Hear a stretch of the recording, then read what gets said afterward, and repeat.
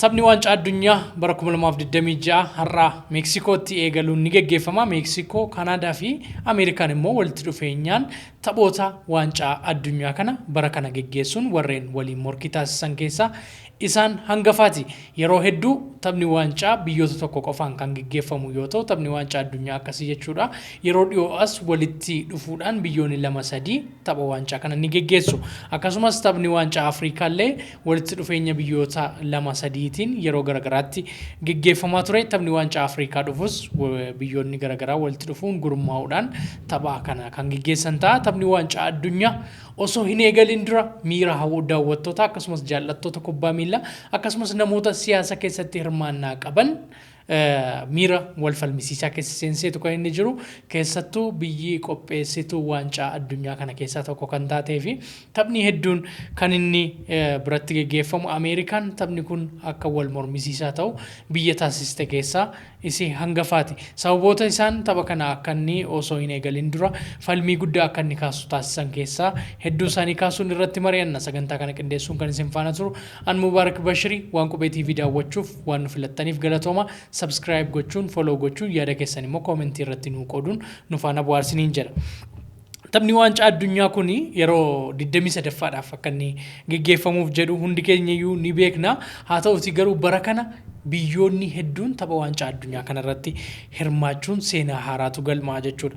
Kanaan dura biyyoonni 48 tapha waancaa addunyaa kanarratti hirmaatanii kan hin beekne ta'uusaa hundi keenya iyyuu ni beekna. Bara kana biyyoota akka Afrikaatiif, Awurooppaadhaas, Eeshiyaadhaas akka isaan hirmaannaa isaanii dabalaniif biyyootni tokko tokko akkasumas iddoo tokko tokkotti immoo sanaa ol dabalamuun isaa ni beekama. Egaan sababa kanaan taphni waancaa addunyaa bara kana gaggeeffamus lakkoofsaan hedduu ta'a jechuudha. Biyyoonni 48 waan hirmaataniif taphoonni 104 tapha waancaa addunyaa kanaan kan gaggeeffaman ta'a jechuudha. Egaan taphni waancaa addunyaa kun Meeksikoo, Ameerikaadhaa fi Kanaadaa waliin ta'uun waan qopheessaniif taphni kun walumaa galatti Ameerikaa keessatti kan gaggeeffamu. United States fi Ameerikaa warreen kaan warra akka Meeksikoo, warra akka Kanaadaatu walitti dhufuudhaan tapha kana qopheessa jechuudha. Taphni kun wal falmii guddaa kaaseera. Jaallattoota kubbaa miilaa gidduutti hawwattummaan isaa gadi bu'a jedhamee gamanumaan tilmaamamuu eegalamee jira. Sababni ijoon immoo Ameerikaan seerota garaagaraa waan baastee jirtuuf seeronni kubbaa miilaa irratti akka dhufan ta'an kun immoo hawwattummaa kubbaa miilaa keessattuu tapha waancaa addunyaa yeroo hedduu daawwattoonni hawwiidhaan eegan kanarratti dhiibbaa uumuu danda'a jedhameetu kan inni eegamu. Egaan taphni waancaa addunyaa biyyoota Awurooppaa keessatti kan inni gaggeeffamu yeroo hedduu akkasumas Ameerikaa keessatti kan inni gaggeeffamu Eeshiyaa fa'aa dabalatee jechuudha. Afrikaa keessaa biyyi qopheessitee beektu Afrikaa kibbaa qofa. Egaan Afrikaan kibbaa yeroo lammaffaaf seenaa kubbaa miilaa keessattuu waancaa addunyaa keessatti seenaa lammataa hojjechuuf jetti. Innis tapha waancaa addunyaa irratti tapha baniinsaa irratti yeroo lama biyya sirna baniinsaa irratti hirmaattu ta'uuf jetti. Guyyaa har'aa galgala sa'a 4 irraa eegaluun Meeksikoo waliin morkiin isaan taasisan yeroo lammaffaaf Meeksikooniif Afrikaan kibbaa walitti dhufuun sirna baniinsaa irratti kan hirmaatan ta'a. Afrikaan kibbaa yeroo waancaa addunyaa qopheessitee turtetti Meeksikoo waliin morkachuun sirni baniinsaa taasifame. Ammas immoo Meeksikoon yeroo walta'iinsa Ameerikaaf Kanaadaa waliin tapha waancaa addunyaa kana qopheessitutti Afrikaa kibbaa waliin sirna baniinsaa kan taasistu ta'a. Egaan sirna baniinsaa kanarratti weellistoonni hedduun akkasumas immoo dhiibbaa'omtoonni hedduun argamuudhaan sirna baniinsaa kana ni miidhagsu ni bareechu jedhameetu kan inni eegamu. Sana keessaa Biyoonseen artistiin beekamtuun tapha waancaa addunyaa irratti yeroo garagaraatti sirba baasuudhaan sirbi sun immoo akka inni hawwattummaa kubbaa miilaa keessattuu waancaa addunyaa dabalu taasisaa turte keessaa nama tokkodha. Sirba haaraa baasteetti sirbi haaraansee kun har'a sirna baniinsa Meeksikootti taasifamu kanarratti kan dhiyaatu ta'a. Achumaanis immoo artistoonni kan biroon isee faana kan dhiyeessan ta'a. Taphni baniinsaa kun Meeksikootti kan inni gaggeeffamu. Egaan taphni waancaa addunyaa kun osoo gaggeeffamuun eegalin dura siyaasni Ameerikaa dhiibbaa irratti uumeera jedhamuudhaan komii hedduun kan inni kaa'atti jiru. Egaan taphni kubbaa miilaa yeroo hedduu biyyoota michummaa hin qabne keessattuu siyaasa walitti bu'iinsa qaban garuu gama kubbaa miillaatiin yeroo isaan walitti dhufanii harka wal qabanii kubbaa waliin taphatanii nagaadhaan inni injifatames yoo qabxii qooddatanis karaa nagaa yeroo isaan gargar ba'an tapha kubbaa miillaa irratti arginee beekna yeroo hedduu. Kanaaf kubbaan miillaa bakka jaalalaa, bakka tokkummaa fi bakka siyaasni dhiibbaan isaa irratti hin mul'anne godhamuudhaan kan inni beekamu. Garuu bara kana dhiibbaan siyaasa Ameerikaa tapha kubbaa miillaa addunyaa kanarratti dhiibbaa uumeera jedhameetu kan inni dubbatamaatti jiru. Dhiibbaan isaan uuman hedduutu jira. Taphattoonni akka biyya sana hin seenneef rakkoo hamaa keessa seenan jiru. Deeggartoonni gara Ameerikaatti akka hin imalle akka isaan garee kubbaa miillaa biyyaalessaa isaanii hin deeggarre taasisuuf qoqqobbii keessatti akkasumas haga murteessaa tapha waancaa addunyaa kanaaf nama filame keessa nama tokkollee akka inni gara biyya isaatti hin seenne taasisuunse akka taphni waancaa addunyaa bara 2026 qopheessuma Ameerikaa, Meeksikoo fi Kanaadaan gaggeeffamu kun hawwiidhaan akkasumas immoo jaalala guddaadhaan akka hin ilaalamne siyaasni Ameerikaa akka inni dhiibbaa irratti uumu wantoota taasisan keessaa isaan hangafa. Egaan tapha waancaa addunyaa kanarratti taphattoonni hedduun waancaa ni nyaatu. Seenaa kubbaa miillaa isaanii keessatti seenaa haaraa ni galmeessu jedhamanii eegaman hedduutu jiru. Akkasumas taphattoonni umurii xiqqaadhaan tapha waancaa addunyaa kanarratti hirmaachuuf jedhanillee taphattoota hedduutu jira. Akkuma sila kaase immoo yeroo jalqabaatiif biyyoonni 48 tapha waancaa addunyaa kanarratti kan isaan hirmaatan ta'a. Akkasumas taphni 104 tapha waancaa addunyaa kanaan kan waliin morkatamu ta'a. Egaan gareewwan hedduutu qoqqoodameetu kan isaan jiranii garee Aarraa ka'ee amma garee Laatti gurmaa'aniitu kan isaan jiranii ramaddiin baheetu kan inni jiru. Ramaddii kanaan garee ramaddii tokko keessa gareewwan biyyaalessaa 4tu argama. Walumaa galatti hanga sadarkaa A jedhee ramaddiin hanga Laatti baheetu kan inni jiru. Egaan ramaddii A keessatti warreen argaman Afrikaan Kibbaaniif Meeksikoon tapha har'aa sirna baniinsaa taasisuudhaan kan eegalan ta'a. Tapha guyyaa har'aa tapha tokkotti geggeeffama borriitti fufuun akkasumas immoo dilbata taphoonni hedduun geggeeffamuun taphni waancaa addunyaa kun kan geggeeffamu ta'a. Egaan taphni waancaa addunyaa kun osoo hin eegalini bulchiinsi Donald Trump tapha waancaa addunyaa kana irratti dhiibbaa guddaa uumaa jira. Akkasumas hawwattummaa tapha waancaa addunyaa kana gadi buusaatti jira jechuun komii hedduun gaheeraa keessattiyyuu murteessaa lammii Somaalii kan ta'e gara Ameerikaatti yeroo seenuuf jedhutti dhiibbaan irratti uumame akkasumas immoo akka inni gara biyya sanatti hin seenne taasifamuunsaa keessattuu sa'aatii 11 ol bakka sanatti qoratamaa turuudhaan akka inni biyya sanatti hin seenne taasisuun isaanii jaallattummaa kubbaa miillaa kan hanqisu ta'a. Keessattuu Ameerikaan siyaasa akka kanaa kubbaa miillaa irratti fiddee agarsiisuunsa immoo dhiibbaan siyaasaa kubbaa miillaa irratti dhufaa jiraachuusaa kan agarsiisu ta'a jechuun jaallattoonni kubbaa miillaa komii guddaa kan isaan kaasaatti jiranii. Egaan murteessaan garee kubbaa miillaa Afrikaa jabaan bara darbee bara 2025 Omar yeroo gara Ameerikaatti seenuuf jedhu Turkiirraa gara Ameerikaatti balallii taasiseen Ameerikaa yeroo ga'utti akka inni gara Ameerikaatti hin seenne dhorkirra kaa'ameetu kan inni jiru. Egaan murteessaan kun sababa Somaalee ta'eef Somaaleerra immoo qoqqobbii Ameerikaa waan keessa jirtuu fi gara Ameerikaatti akka inni hin seenne taasifame. Egaan kanumaan wal qabatee Ameerikaan ibsa baasteen garee hidhattoota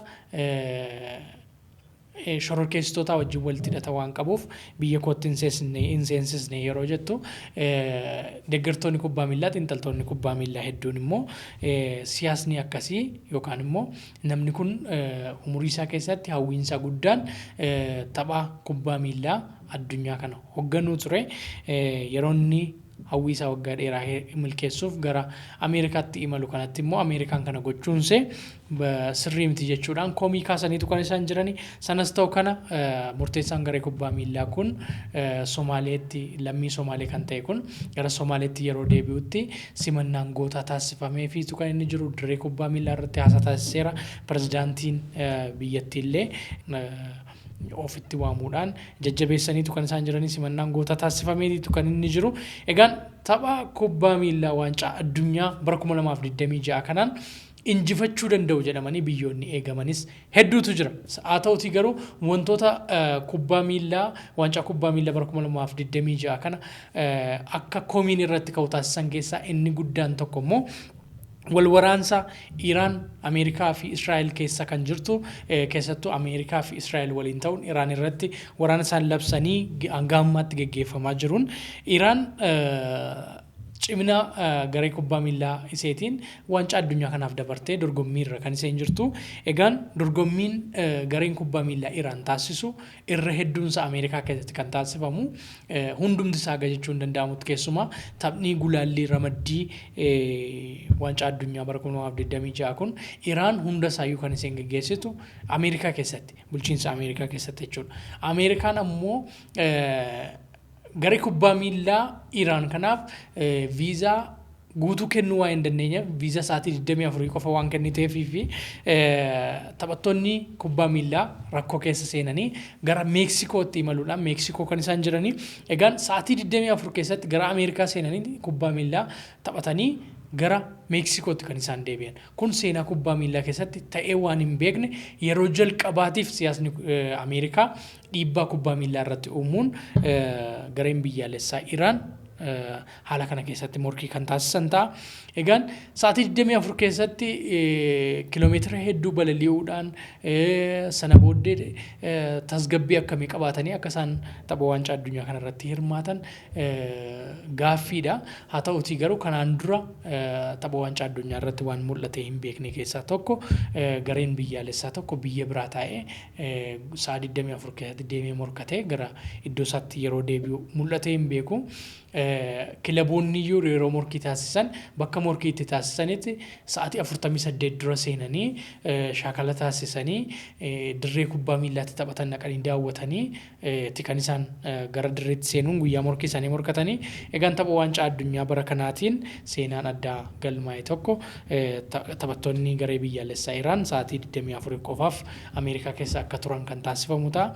Dafanii kubbaa miillaa morkii qaban taasisanii gara Meeksikootti deebi'u yeroo tapha qabanitti ammas gara Meeksikootti gara Ameerikaatti dhufuudhaan morkii isaanii taasisanii ammas gara Meeksikootti deebi'anii kan galan ta'a. Kun waan addaati. Kanaan alatti gareen biyyaalessaa tokko yeroo imala taasisu isaan faana warreen socho'an namoota hedduu garee fayyaa irratti hojjetu of keessaa qaba. Garee leenjistootaa of keessaa qaba. Leenjistoonni kun gosoota garaagaraa jira. Kan karra eegaa leenjisu jira. Sarara dudduubaa hedduutu jira leenjistoonni. Egaan Iraan irraa gareewwan deeggartoota leenjistootaa deeggartoota fayyaa hedduun isaanii irraa hafanii namoonni murtaa'e qofti tapha waancaa addunyaa kanaaf gara Ameerikaatti sa'aatii 24 seenanii baa kan dorgoman ta'a. Akkasumas deeggartoonni Iraan viizaa hin arganne gara Ameerikaatti deemuun deeggarsa garee Iraaniif taasisuuf jechuudha. Sanaan alatti biyya Afrikaa keessaa Senegaal yeroo Ameerikaa ga'anitti haalli isaanitti sakatta'aman biyya affeerraan taasifamee fi injifannoodhaan tapha waancaa Afrikaa irratti injifannoon xumurtee sana booddee waancaan irraa fuudhamee isa ta'u biyya cimina seetiin gara waancaa addunyaatti imalte kanaaf kabajni hin malle taasifamee fi warreen kaan haala itti sakatta'aman irraa alatti Senegaal haalli isaan ittiin sakatta'amanii gara Ameerikaatti seenan keessattuu deeggartootaa fi namoota kubbaa miillaa daawwatan namoota kubbaa miillaa xiinxalan biratti gurraacha waan ta'aniif dhiibbaan kun irratti taasifame. Akkasumas sakatta'iinsi akka kanaa isaan qofa irratti taasifame kun sirrii miti. Jaalala kubbaa miillaaf qabnu akkasumas immoo kubbaa miillaa kabajni inni qabu gadi bu'eera jechuun komii hedduutu ka'e. Kanaaf wantoota tapha waancaa addunyaa bara kana akka hawwattummaa isa gadi buusan taasisan keessaatii tokko waan akkasiiti jechuudha. Kanaan alatti egaan taphni waancaa addunyaa kun Ameerikaatti irra caalaan isaa kan geggeeffamu warreen akka Meeksikoo fi Kanaadaa tapha xiqqoodha kan isaan geggeessanii irra caalaan tapha xumuraa dabalatee Ameerikaa keessatti geggeeffama. Warreen kaan akkuma kottaa buna dhugaa jedhamutti tapha xiqqootu isaan biratti geggeeffama. Akkuma beekamu naannoo keenyatti namni sagantaa guddaa qabu kottaa buna dhugaa jedhee wal waama. Sana booddee buna dhugdee mana keetti deebitee galtaa. bunni ati dhugdu tokko ta'uu danda'a lama ta'uu danda'a abbaan sagantaa garuu waan hedduu of biratti hambifata jechuudha. Kanaaf Ameerikaan sagantaan guddaan hedduunsaa taphni hedduun taphni jaallatamummaan akkasumas immoo daawwattoota hedduun daawwachuu danda'u jedhamanii tilmaamaman tapha baniinsaarraa kan hafe taphni hedduunsaa Ameerikaa keessatti kan gaggeeffamu ta'a. Egaan taphni kun osoo man jalqabin dura xiinxaltoonni kubbaa miilaa eenyutu waancaa kana injifachuu danda'a, eenyutu ramaddii keessaa darbuu danda'a, eenyutu immoo olaantummaadhaan tapha kana xumuraa, eenyutu tapha xumuraatiif walitti dhufaa, eenyutu garee keessaa yookaan immoo ramaddii keessaa olaantummaan xumuruu danda'a jedhanii gamanumaan xiinxala isaanii akkasumas immoo raaga isaanii lafa kaa'aniitu kan isaan jiranii. Egaan akkuma sila isinitti hime ramaddii aarraa ka'uudhaan hanga laatti taphni waancaa addunyaa kun kan inni geggeeffamu ramaddii aarraa jalqabnee eenyutu darbuu danda'a jedhanii xiinxaltoonni waan isaan lafa kaa'an yeroo kaasnu.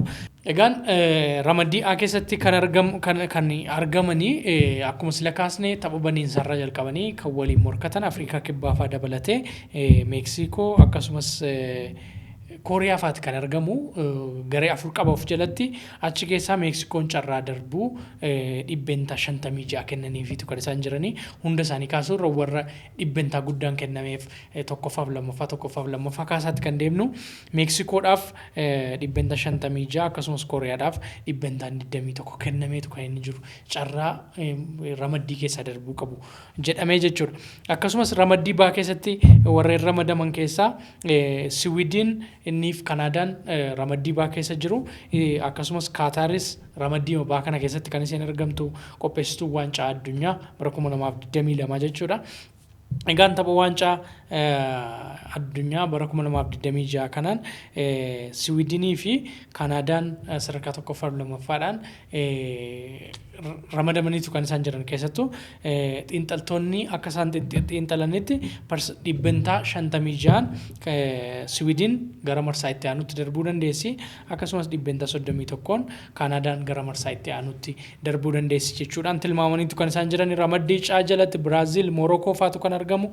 Egaan akkuma beekamu dhibbentaa 72 ol Biraaziil carraa ramaddii keessaa darbuu qabdi yookaan immoo ni dabarti jedhanii xiinxaltoonni kubbaa miilaa raaganiitu kan isaan jiranii akkasumas immoo Morookoon dhibbentaa 21 darbuu dandeessi jedhanii tilmaamaniitu jiru. Akkasumas ramaddii daa jalatti kan argamtuu fi qopheessituu tapha waancaa addunyaa kana kan taate United States Ameerikaan jechuudha.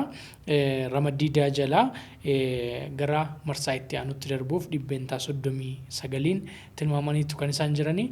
Akkasumas Turkiyyeen dhibbentaa 35 carraa marsaa itti aanutti darbuu danda'u qabdi jechuudhaan xiinxaltoonni kubbaa miilaa raaganiitu kan isaan jiran yookaan immoo tilmaamaniitu jiru. Egaan dhibbentaan isaanii baay'ee wal si'aana.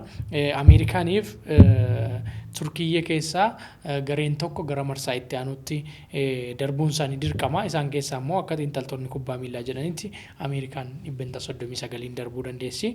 Turkiyyeen immoo dhibbentaa 35 jedhaniitu lafa kaa'aniitu kan isaan jiran. Ramaddii A keessatti kanneen argaman Jarman, Ikwaadoorii fi Ivory Coast faatu argama. Egaan xiinxaltoonni kubbaa miilaa dhibbentaa 69 Jarman gara marsaa itti aanutti darbuu dandeessi. Ikwaador immoo dhibbentaa 21 tilmaama gadaanaa kan isaan kennanii fi gara marsaa itti aanutti darbuudhaaf akkasumas ramaddii faa keessatti kanneen argaman kanneen akka Niizerlaand, Jaappaan, Siwiidin fa'i kan argamanii. Egaan akka xiinxaltoonni kubbaa miilaa jedhanitti immoo dhibbentaa 54 Niizerlaand gara marsaa itti aanutti darbuu dandeessi. Akkasumas immoo Jaappaan dhibbentaa 28 kan isaan kennanii fi kana jechuun Niizerlaand gara marsaa itti aanutti darbuuf dhibbentaa guddaa qabdiidha kan isaan jedhan. Akkasumas ramaddii gaa keessatti kan argamanii egaan taphattoota ramaddiin kun baay'ee cimaa ta'uu danda'a jedhameetu kan inni yaadamu. Egaan ramaddii gaa jalatti kan argaman Beeljeem, Ijiptii fa'i Iraan faatu argama. Akkuma sila kaasne waa'ee Iraan kaasneerra Egaan ramaddii kana keessa Beeljiyeem parsantii yookaan immoo dhibbentaa 70 gara marsaa itti aanutti darbuu dandeessi. Ijipti immoo dhibbentaa 17 gara marsaa itti aanutti darbuu ni dandeessi jedhaniitu kan isaan tilmaaman. Ramaddii H jalatti kan argaman taphni kun ramaddiin kun baay'ee salphaa ta'uu fi danda'a jedhamee kan yaadamu keessumayyuu Ispeen tapha waancaa addunyaa bara kanaallee injifachuu dandeessi jedhamee tilmaamamaatti kan inni jiru. Ispeen carraa marsaa itti aanutti darbuu yookaan immoo ramaddii kana keessaa injifattee darbuu dhibbentaa 79 kan qabdu yoo ta'u, warreen kaan immoo Saudi Arabiyaa faatas jalatti argama, Uruguay faa, Cape Verde faatas argama. Egaan dhibbentaa 21 kennuudhaan Uruguay gara marsaa itti aanutti darbuuf carraa ni qabdi jedhanii xiinxaltoonni kubbaa miilaa gamanumaan xiinxala mataa isaanii lafa kaa'aniitu kan isaan jiran ramaddii haatiin. Egaan ramaddii ramaddii iitiin bara kana waancaa addunyaa nyaachuu ni dandeessi jedhamtee ammas kan tilmaamamaa jirtuu fi tapha waancaa addunyaa bara 2022 Qaataritti gaggeeffameen xumuraaf ga'uudhaan Arjentiinaan injifatamuun waancaan ala kan taate sadarkaa lammaffaan kan xumurte Faransaay dhibbentaa 65 gara marsaa itti aanutti darbuu ni dandeessi. Norway dhibbentaa 26 gara marsaa itti aanutti darbuu ni dandeessi jedhaniitu kan isaan tilmaamamanii.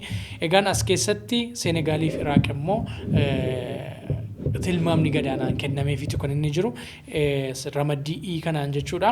Akkasumas ramaddii jaatiin immoo tapha waancaa addunyaa bara 2022 Morokootti gaggeeffameen shaampiyoonaa kan taate Arjentiinaan dhibbentaa 72 gara marsaa itti aanutti darbuu ni dandeessi. Akkasumas Awustiraaliyaan immoo dhibbentaa 19 gara marsaa itti aanutti darbuu ni dandeessi jechuun xiinxaltoonni kubbaa miilaa lafa kaa'aniitu kan isaan jiran. Garee ramaddii kana keessatti Aljeeriyaanis Joordaanis as keessatti argamu. Haa ta'u garuu ramaddii kana keessaa darbuudhaaf tilmaamni isaaniif kenname gadaanaadha jechuudha. Bara kana ni eegamu jedhamanii warra yaadaman keessattuu waancaa kana nyaachuu ni danda'u jedhanii xiinxaltoonni kubbaa miilaa hedduun kan isaan tilmaaman keessaa tokko Poorchugaal ramaddii K keessa jirti. Ramaddii K kanaan dhibbentaa 63 gara marsaa itti aanutti darbuu ni dandeessi. Kolombiyaan immoo dhibbentaa 33 gara marsaa itti aanutti darbuu ni dandeessi jechuun xiinxaltoonni kubbaa miilaa raaga isaanii yookaan immoo tilmaama isaanii lafa kaa'aniitu jiru. As keessatti Democratic Republic of Congoon garee Afrikaa keessaa garee biyyaalessa Afrikaa keessatti argaman keessaa tokkodha. Tilmaamni gadaanaan kennameefitu kan inni jiru jechuudha. Ramaddii laa keessatti kan argaman keessaa immoo Ingilaand carraa yookaan immoo tilmaama marsaa itti aanutti darbuuf yookaan immoo ramaddii keessa darbuuf qabdi jechuun tilmaamame dhibbentaa 69 gara marsaa itti aanutti darbuu dandeessi. Kroosiyaan immoo dhibbentaa 23 gara marsaa itti aanutti darbuudhaaf ni dandeessi jedhanii xiinxaltoonni kubbaa miilaa gamanumaan raaga isaanii yookaan immoo tilmaama isaanii lafa kaa'aniitu kan isaan jiranii. Gaanaan immoo dhibbentaa 6 qofa kan kennameefi egaan hanga ramaddii laatti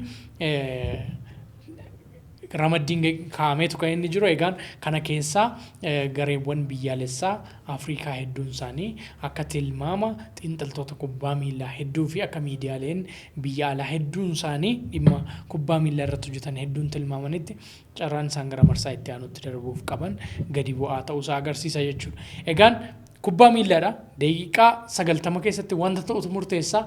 Tilmaamni kun hundi isaa fashalaa'e wanti biraan uumamuu danda'a. Sanas ta'u kana garuu xiinxaltoonni kubbaa miilaa hedduun isaanii tapha waancaa addunyaan kun olaantummaa Poorchugaaliin xumuramuu danda'a jedhanii warreen tilmaaman hedduu isaanii jira. Hedduun isaanii Poorchugaal carraa injifachuu qabdi jechuudhaan kaa'aniitu kan isaan jiranii. Akkasumas Faransaay tapha waancaa addunyaa kanaan Poorchugaal waliin morkachuun isinis waancaa addunyaa bara 2026 kana shaampiyoonaa ta'uu dandeessi jechuun warreen tilmaaman hedduutu jiru.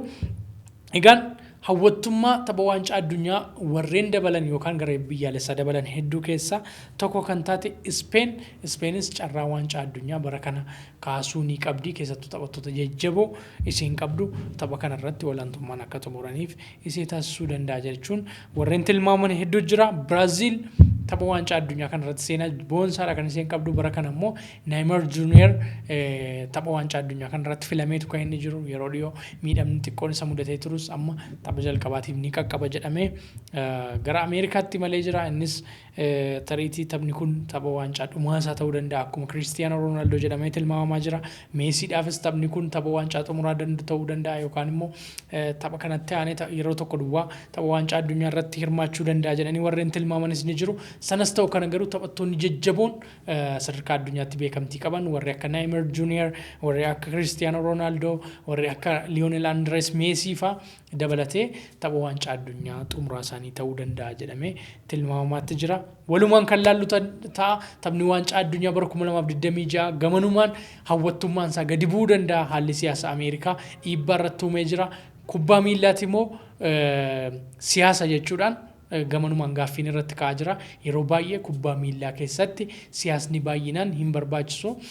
Keessattuu kubbaa miillaa bakka jaalalaa, bakka tokkummaa kan wal lole bakka itti araaramu ispoortiin jaalala jedhee akkuma Alii Birraayyuu weellise bakka jaalalaa jedhamee yeroo yaadamutti Ameerikaan siyaasa kubbaa miillaa kana hedduusaa bal'eessaatti jirti jedhameetu yaadama. Keessattuu pirezidaantiin FIFA Infantinoon walitti dhufeenyi Donald Trump waliin qabu hawwattummaan kubbaa miillaa, hawwattummaan tapha waancaa addunyaa kun akka inni gadi bu'u taasiseera jechuudhaan himamaa jira.